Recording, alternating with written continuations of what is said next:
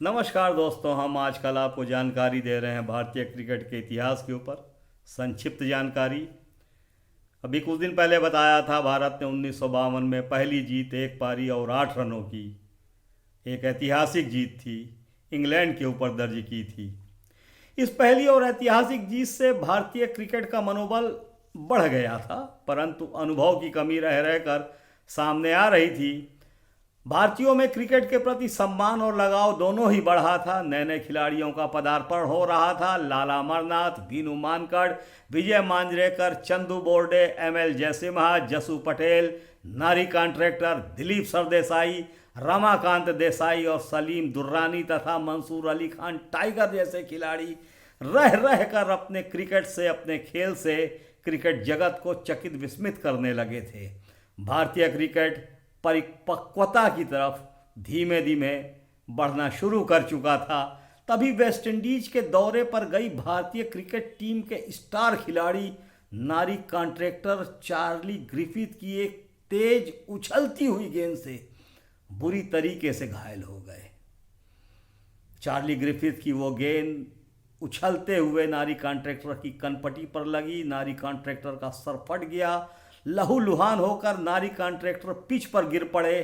आनन फानन उन्हें अस्पताल पहुंचाया गया, जहां वह 6 दिन तक बेहोश रहे। 6 दिन बाद उनको होश आया।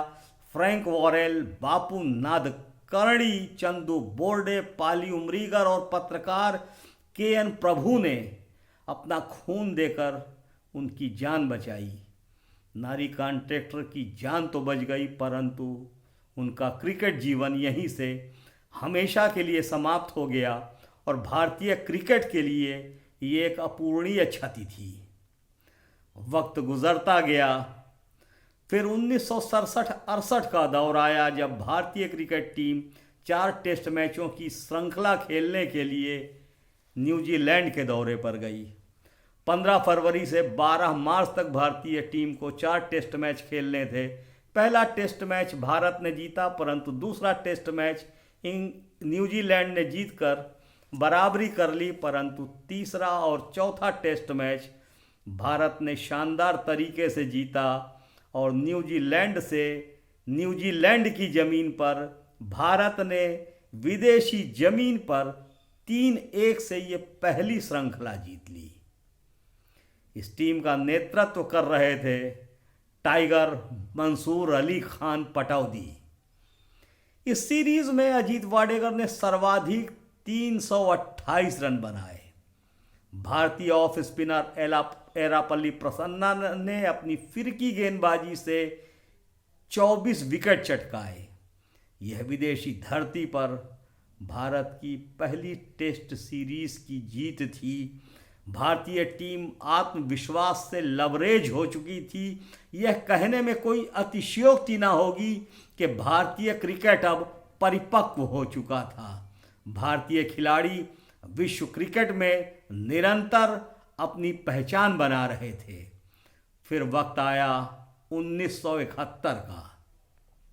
पटौदी फॉर्म में नहीं थे और कुछ अनफिट होने के कारण अजीत वाडेकर के नेतृत्व में, अजीत वाडेकर की कप्तानी में भारतीय क्रिकेट टीम वेस्टइंडीज के दौरे पर पहुंची।